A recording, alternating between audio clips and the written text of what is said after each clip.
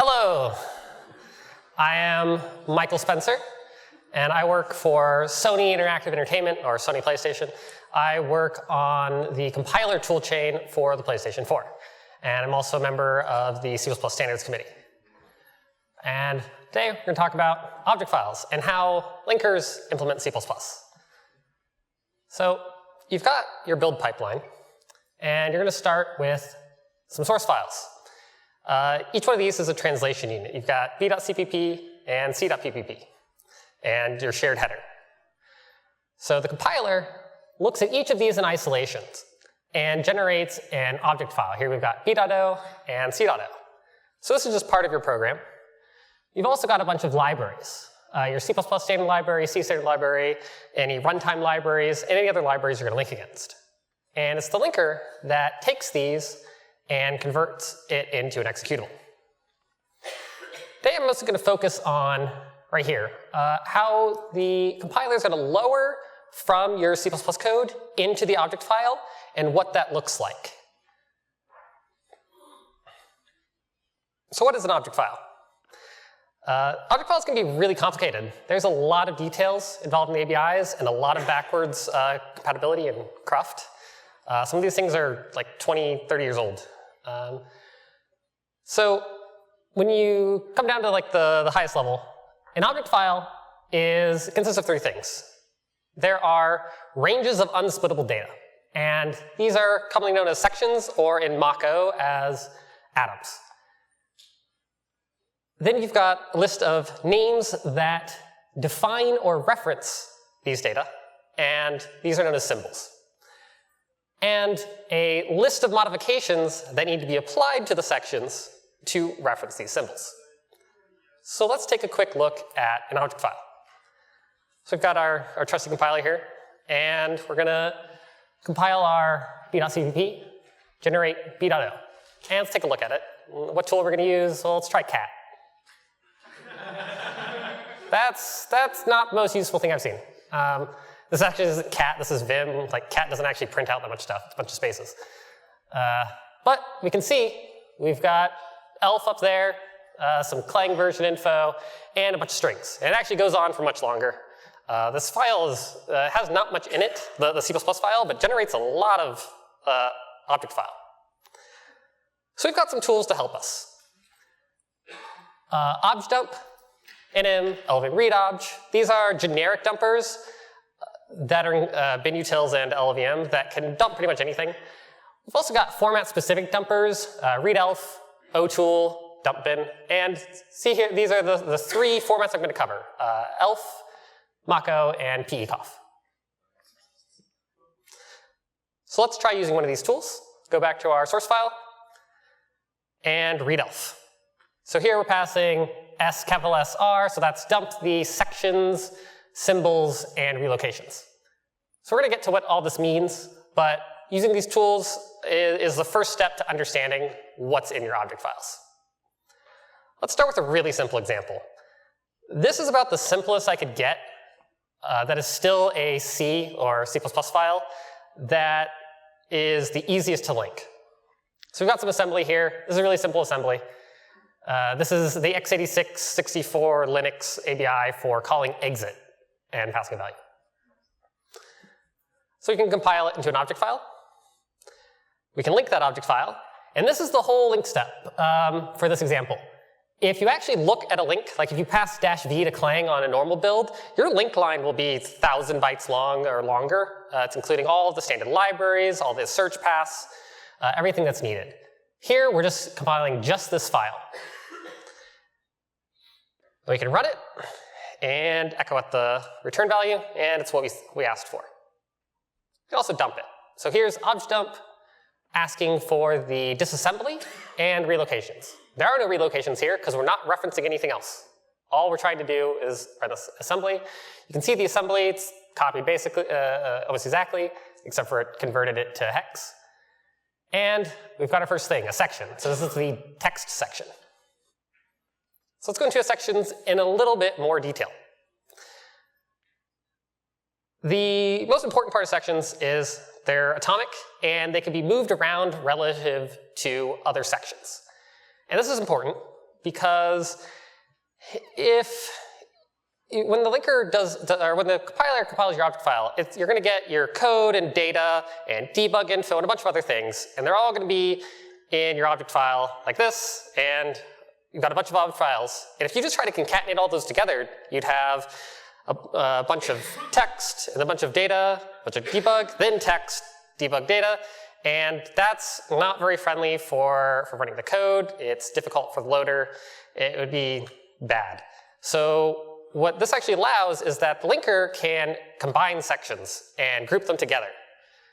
And it does this based on the name of the section and type of the section and some flags. And by grouping them together, loader can just look at that file, can immap it, just map that file page into memory, and then it's done. So let's take a close look at sections. Here's the section dumps from different tools. The main parts of sections, every section has a name, text in this case, has a type. So ELF is a little different here. It doesn't, the type is just prog bits for both data and code, but MachO and COFF has a separate type for that. We've got a virtual address. Now, we're looking at object files here, not executable files. So your virtual address is just going to be 0 because the compiler doesn't know where this is going to be loaded in memory. So it's just going to stick 0 there for now. We've got a file offset. Because sections in the file are actually represented. There's a bunch of section headers, which are little things all in a table that point to big chunks of data down later in the object file. We've got the size, some flags. These flags are going to be your read, write, execute, and there's actually a couple of other flags. And alignment. And alignment's important because let's say you have a string, which happens to have an odd length. And you also have an array of ints, and these are both globals. And if you just took that, the data, the array of ints, and stuck it right up at the end of the string, you would end up with misaligned ints. On some systems that's okay, on other systems that's bad. So in order to prevent that, we have to know what's the alignment of the section. We've also got symbols. And in our early example, we had one symbol, and it was start. So a symbol defines or references a location. And symbols, they've got a value. Value is a little weird in symbols because it's not just actually its location. The value can also represent an absolute virtual address, or it can represent the size of things. And it depends on its usage that determines what value means. And in this case, it's all the offsets. Here they're all 0 because all of these symbols start at the beginning of the section. Also has a type. And type can influence how linking works. You'll notice here that COFF decided not to give it a type because it doesn't actually matter in that case. But for otherwise, it's a function. It's got a scope. This is what other object files and shared libraries and stuff can see this function, or this symbol. So here it's global, external, global. That means that every other object file can see it. And if we, for instance, had 2 globals with the same name in the same in the same link, you'd get an error because there can only be one definition of it. Then you've got a location. This is the section in which the symbol is contained. And of course, a name. Let's take a closer look at that name. So that name is actually pretty weird. It's got this _z3 PTSV. But actually, that's what the definition comes from. It was just int PTS. So there's both the Itanium mangling and the Windows mangling. I was going to explain a little bit about the Itanium mangling here. You can actually get really deep into it. It's kind of complicated, but there's a prefix, _z, string length, the name, and then void, because it doesn't take any parameters. And generally, you don't want to look at these directly. You'll like CPP filter, but if you spend enough time staring at like compiler and mangling and stuff, you kind of sort of just start to see this stuff. So let's go back to our really simple example. What if we want to call a function? So let's refactor our code, take out that assembly. You might want to call exit from somewhere else, and compile it again. So cutting, and this time we're going to pass f function sections, because I want to show you how separate sections work. If I didn't pass this, they'd all get in the same section, and it'd be hard to explain. So let's dump, same dump. Here it looks very similar. We've now got our z4 exit v, which has the original code, and we've also got a relocation, this jump. So you'll notice that we've got a bunch of zeros here. This jump instruction right now is saying just jump directly after it. That's not terribly useful. That's not really what we want to do. So the compiler leaves a little note to the linker. It says, replace this offset with the value of whatever exit happens to be -4. -4 is just because of the way x86 addressing works, is that the address in there is actually the address of the next instruction, so you need to subtract the 4 off. So it's a relocation. Relocation is, it's locations in section data that are going to refer to symbols. And there are notes that the linker leaves that says, hey, you need to go and update this once you know the final address of everything. And you can look, you can dump some symbols. They've got location. In this case, this is going to be the offset in the section. As for relocations, storing the section that you're in, each section will have a lot of relocations. So duplicating that in the section would be, or in the relocation, would be wasteful. So instead, you'll have, each section will have a table of relocations.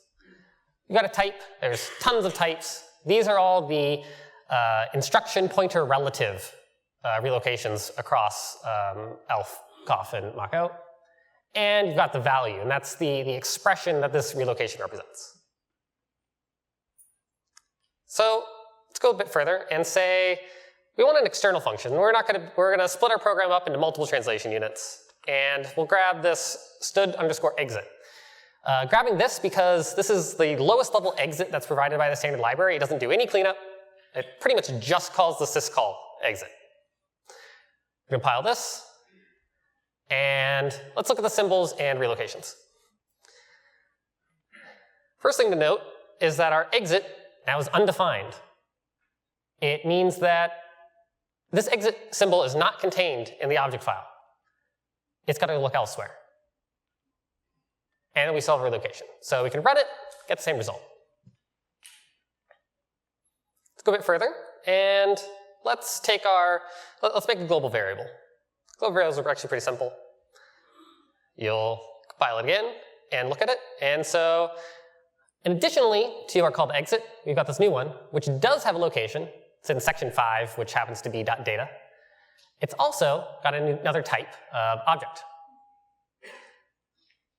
And we get another relocation into ret.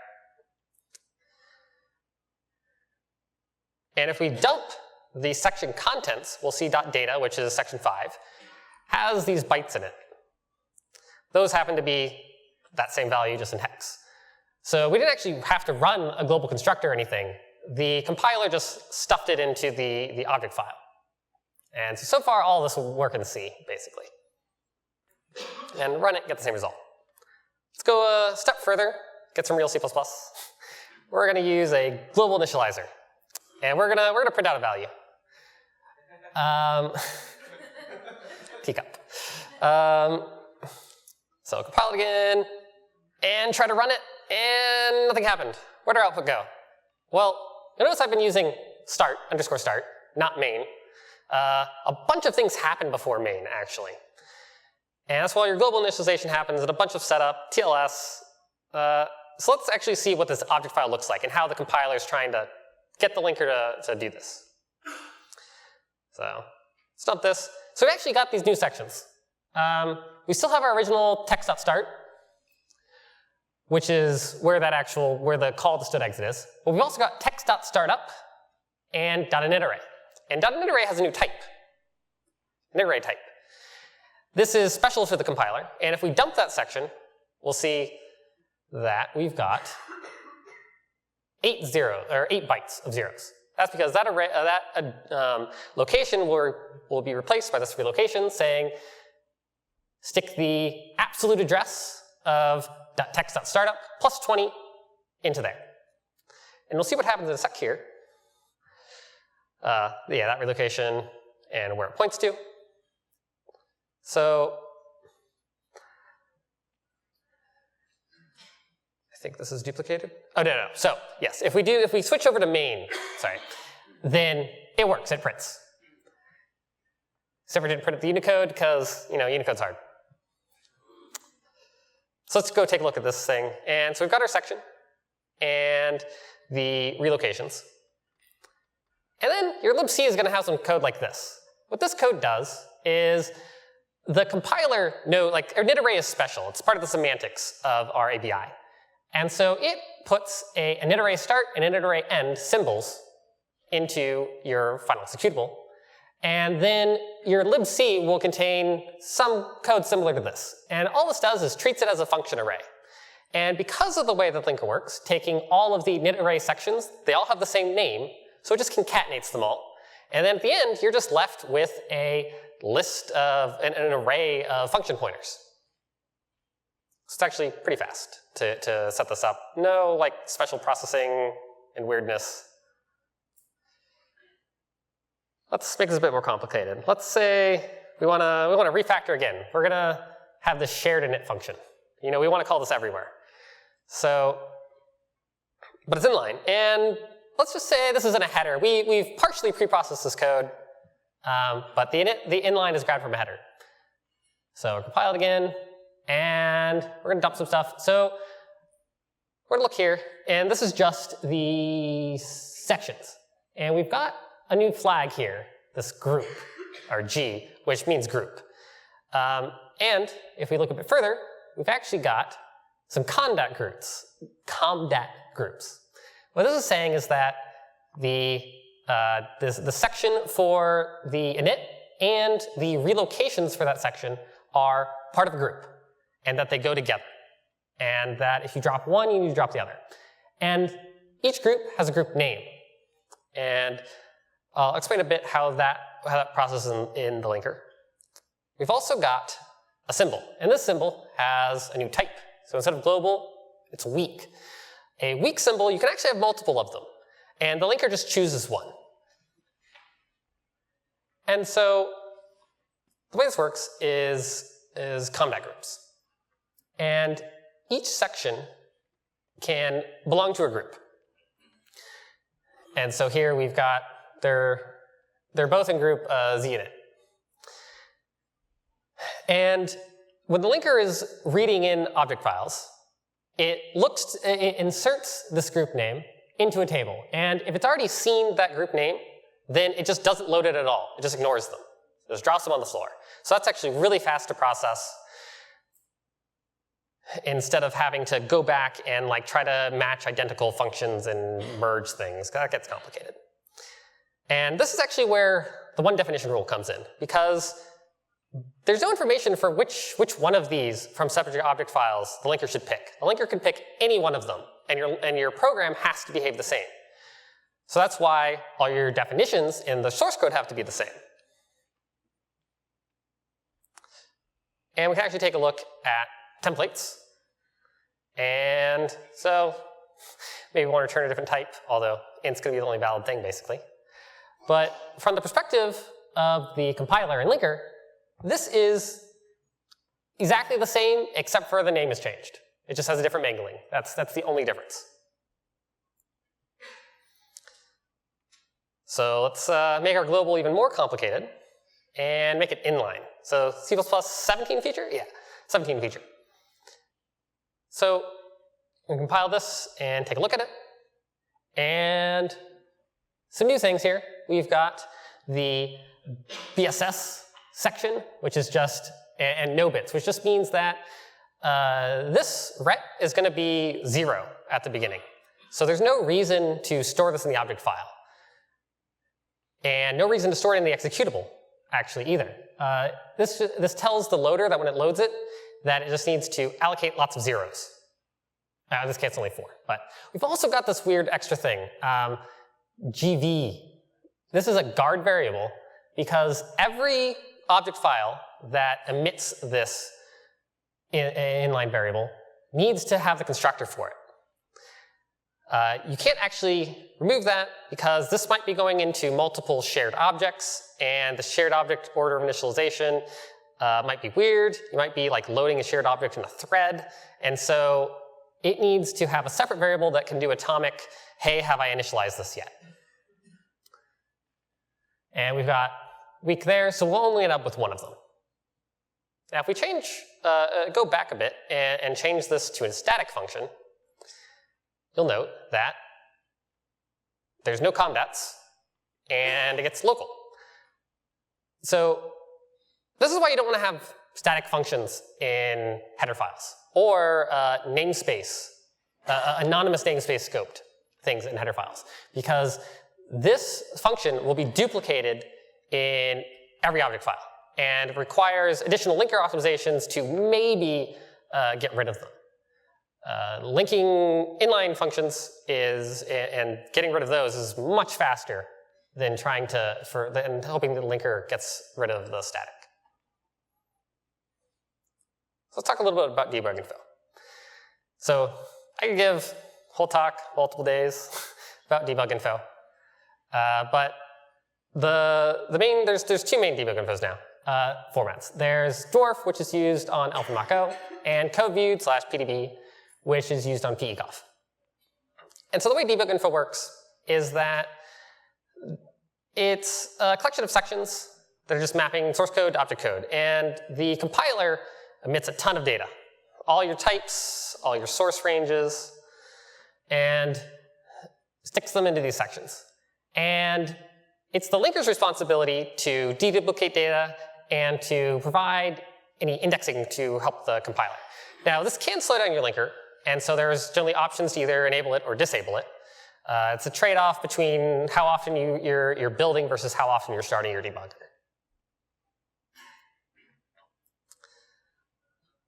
Let's take a look at exceptions. So here's some beautiful code, uses exceptions. And we've got some external calls to make sure that the compiler doesn't just totally see that, oh, you're not actually using the exceptions, nothing bad can happen, I'm just going to remove all the code. And exceptions, they're all, today, are all table-based implementations. And the ELF and MachO are actually based on Dwarf. They use some Dwarf tables. And CoFF is a totally custom format. But they work similarly. So we're going to take a look at the ELF implementation. And basically, here's what you get. And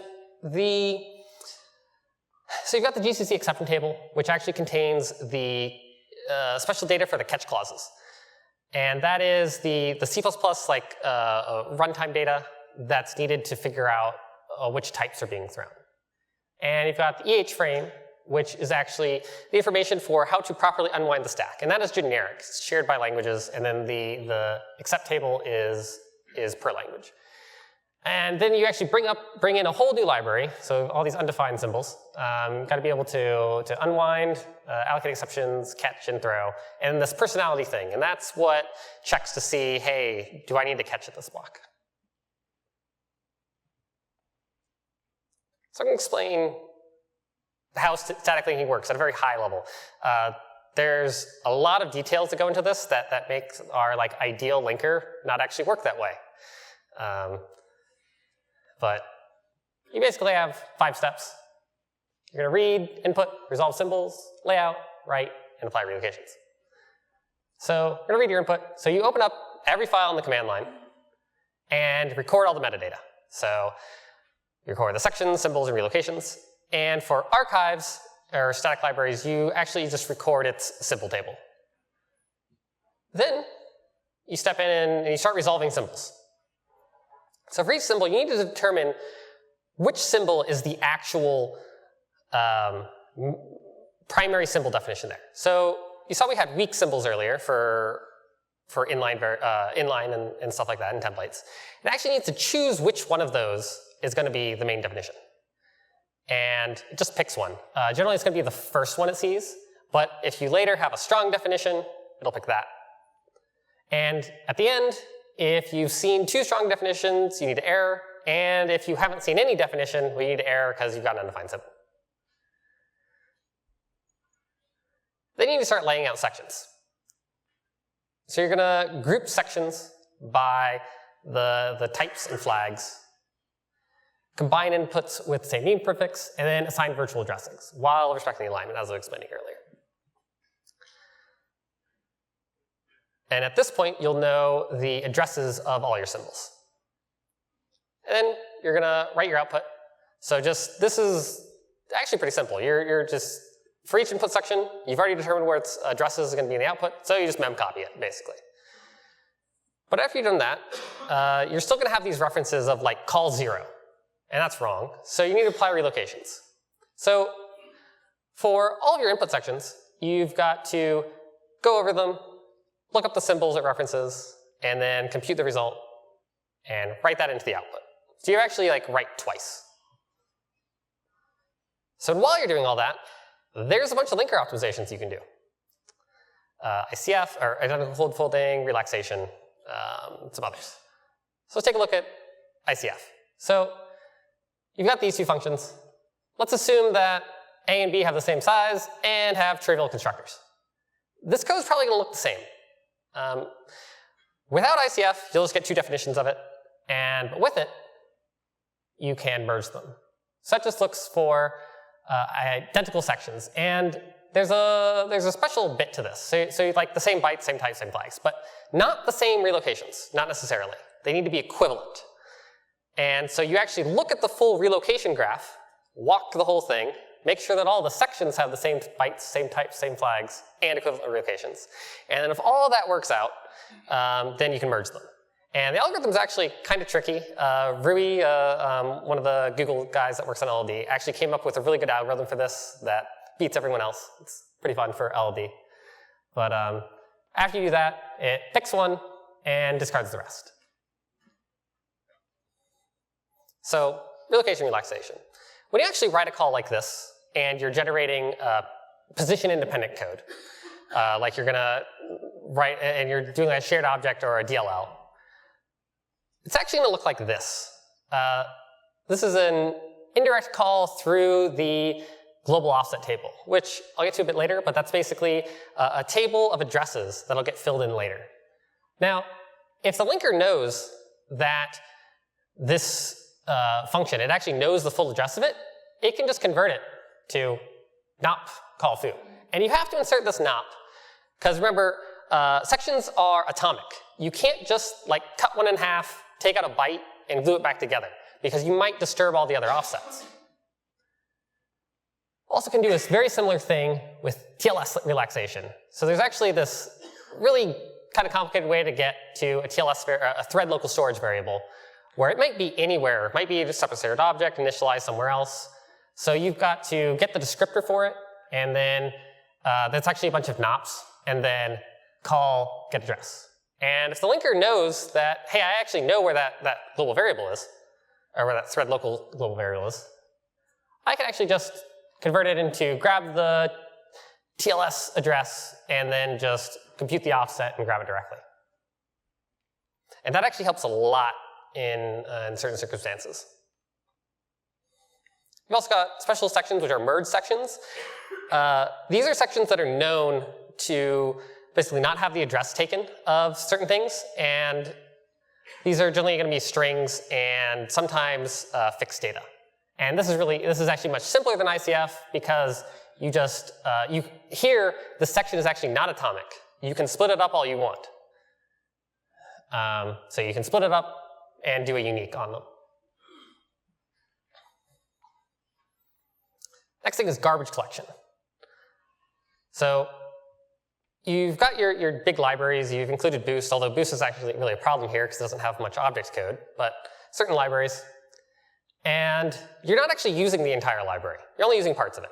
So what's the point in including all this code in your final executable? You got to ship that to customers. It's bad. So what garbage collection will do is, first, you got to find all the roots. So like your start, which is actually where the entry point of your program is, all your global constructors, and a ton of other things. Then you just do mark sweep. So you mark all the sections that are reachable, and then remove everything that's unmarked. And then a fun one, link time optimization. Again, there's actually, I think, been talks here about link time optimization. But how this actually works in the linker is that you delay object file generation until all inputs are known. And you have to do this because you actually want to, there's additional optimization that can happen in the linker that is only possible because of, you're able to determine which symbols are needed externally. And so there's this pass that you run, which is in LLVM, it's called internalize, which tells the optimizer that, hey, these symbols, no outside code is going to reference them. So you can see everything. So all the code you see is everything that touches it.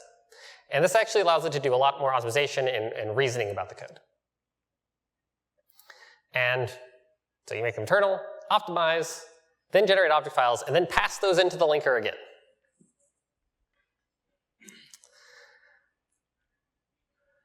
Dynamic linking. So once the static linker is done, that runs on your dev machine,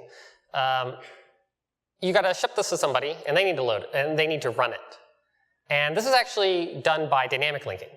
And there's a lot of parts of dynamic linking, but the core parts are loading it, applying relocations, and then this thing called the PLT GOT or IAT.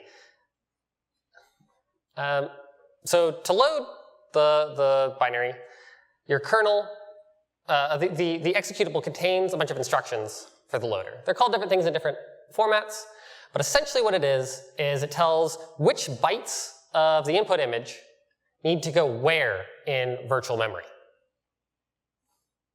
and which flags it needs. And this is generally just turns into an immap call of the range. You then got to do some dynamic relocations. You might have address space layout randomization, or you're loading a shared object, and so you don't know where it could be because you don't know how many other shared objects there are. And so this is for everything that can be a cross-module reference. You need to have these relocations. And so they're applied after everything's loaded, and generally not allowed to relocate executable bytes. Now, since you're not allowed to relocate these executable bytes, you need some way to get around that. And the way that works is the PLT GOT or with the procedure linkage table and global offset table on like ELF systems and MachO, and the import address table on Windows. And all this is, it's just a table of addresses. So it's basically a function pointer array or a pointer array. And these are relocated sometimes by the loader at the very start, because you have no knowledge of when that access is going to happen. But for functions, it can be lazy about it. And it can call, so that's what the procedure linkage table is for. It'll jump in there. If it hasn't been called before, the loader will go and run and find that function and store the address in the global offset table, and then jump there. And then all future calls will just jump directly to the new function. So I have. Any questions?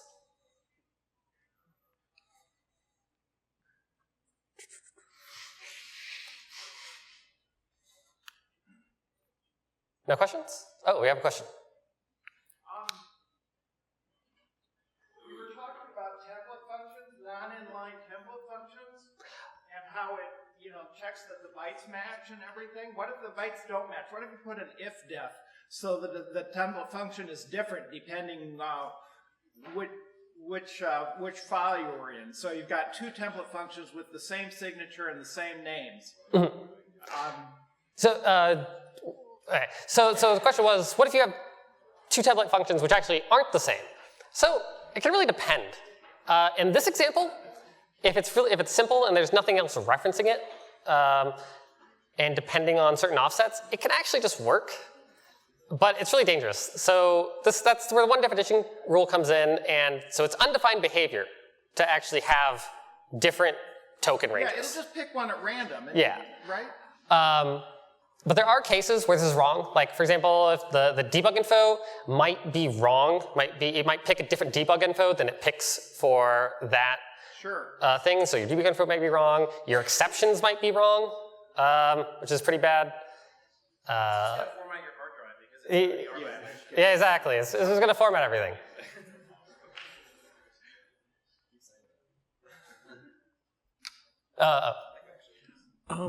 So most of this stuff happens once on the build machine, but the dynamic linking obviously happens every time the program started. What are some best practices specifically in C++ for reducing startup time as much as possible and keeping the amount of work the dynamic linker has to do down? Well, for startup time itself, best thing is don't have any global constructors. But in terms of the actual dynamic linking, a major thing is visibility. And so if you have everything, so by default on Linux, everything can be interposed. And that means that all functions have to go through, and all data has to go through these tables. If you change to hidden visibility, which means that you know that this object is not used outside of this module, either your executable or your library, then the linker doesn't actually have to generate dynamic relocations. It can instead just resolve those all at compile time, or sorry, at link time, at static link time. So hidden visibility, don't have as many globals. And those are really the major things. Thank you. So just a clarification question. You're suggesting not to use static functions and rather use inline functions, right? Don't use static functions in header files. If it's in a single translation unit, that's fine, because there's only going to be one of them anyways. The problem is that when they're in header files, then they get duplicated into every object file, and then you're relying on optimization to catch it instead of semantics. What about class static functions? Class static is completely different, because those aren't actually local. They are, the static keyword is heavily overloaded. Okay. So yes, yeah. When can you rely on comparison of function pointers when the function pointers come from instantiation of templates, potentially among many different object files? The standard guarantees you that that's going to work. And it actually does work on Linux. There can be problems with the way that Windows implements it. I don't remember under which circumstances, but you can get cases where the addresses won't be the same.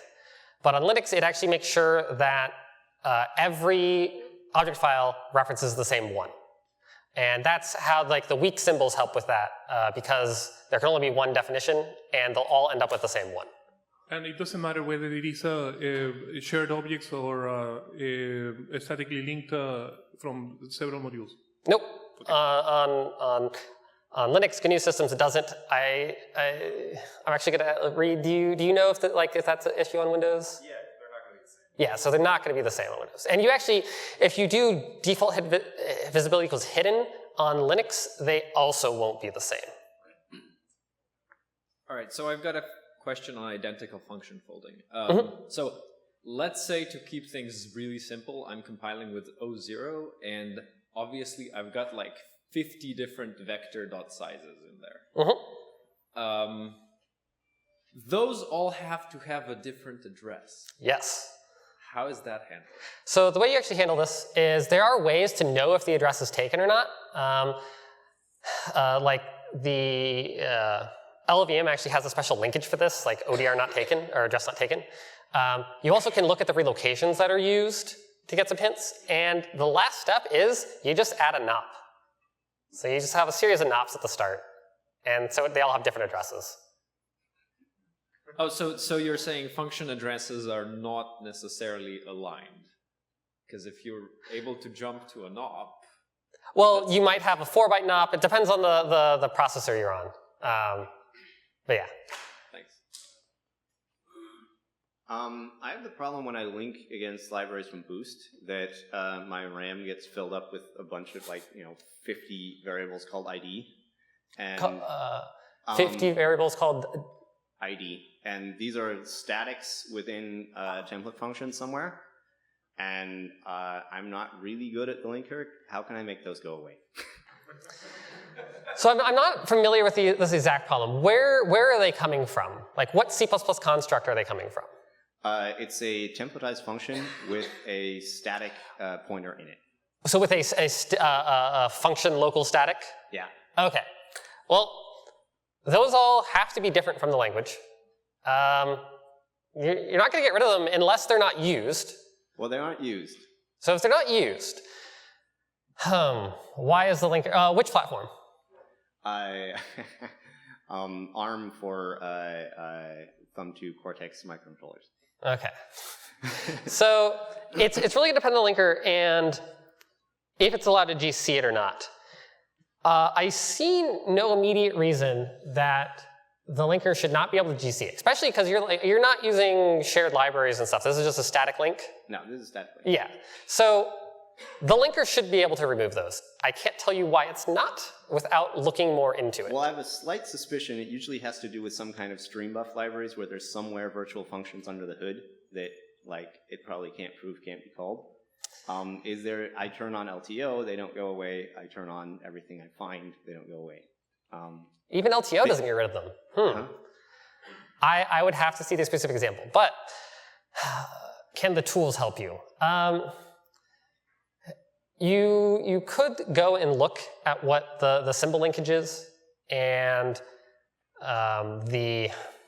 you need to go look at the relocation graph. And there's not really a tool that'll just show you the relocation graph. But if you want to dig through that, you can try and find the relocation that's to those that the linker can't get rid of.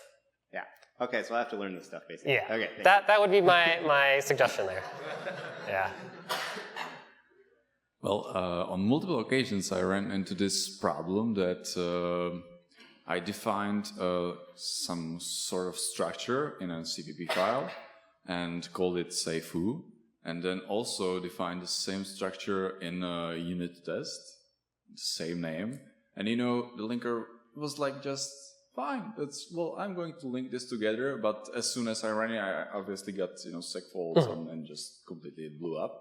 And do you think it would be possible somewhere in the future to add some, mechanism to warn the user that he's doing something that's going to blow up? So. Or is it impossible? Well, so I'm surprised that you didn't get a link error. So were these structures defined local to the function or just globally? Well, they were globally defined both in the CPP files. But, well, what I should have done was to use, anonymous namespace, but, well, I didn't. I'm just a bit surprised that you didn't get an error from it. I would, again, have to see the exact code. But there is some work being done and Gold has a bit of this for ODR checking, where it'll actually, if two things have the same name, it'll also actually include, I think they implement it by including a hash in another table, and they'll go and look up there. So there is some work being done to catch those cases. It might not be that exact case, but cases similar to that. But it does add overhead, but there is some work going on there. So should I file a bug report if this happen again, or? Yeah, it's going to be a feature request, but maybe. You could file a bug and then with a test case, we'll be able to say, oh, this is actually a problem, or no, this is something that we need to check for, and we'll add that to our checker. All right, thank you. So I was wondering if you can speak more about the parallelization of the LTO step, because everybody always says compilers can be multi-threaded. No. But then suddenly you have this step where apparently that's not true. So were you at Teresa's LTO talk, or thin LTO talk? No, I'll watch it on YouTube. Yeah, so watch her talk. You actually can also parallelize monolithic LTO, which is, it's hard.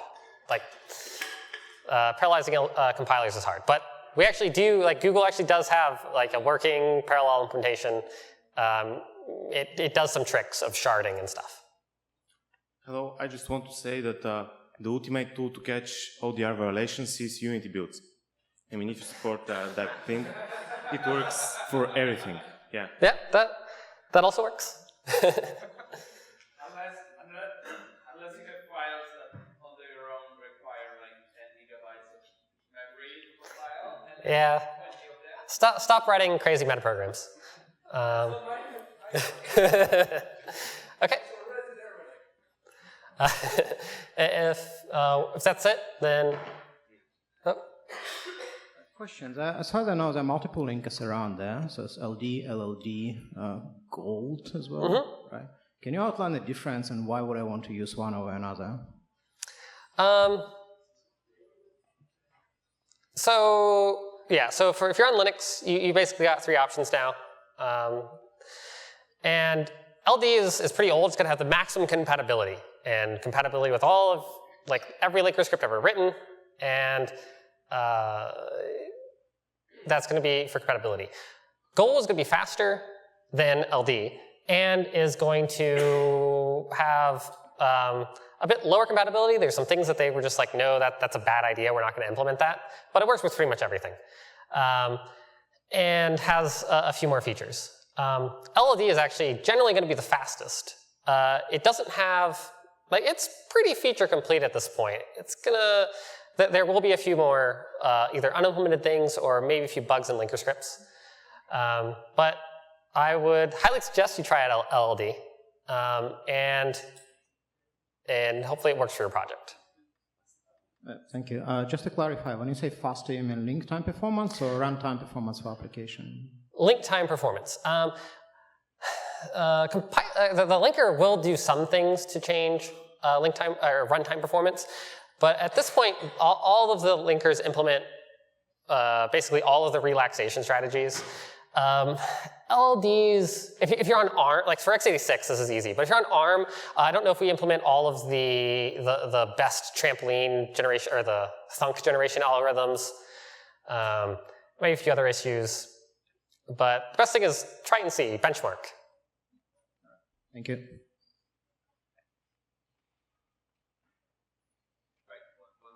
One more. Does every SO have its own PLT? Does every SO? Have its own Oh, shared object, yes.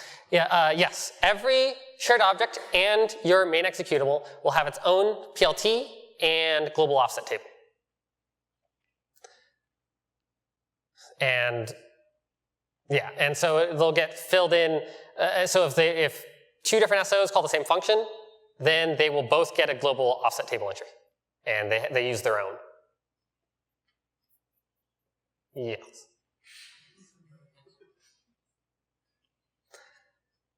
Any other questions? Okay.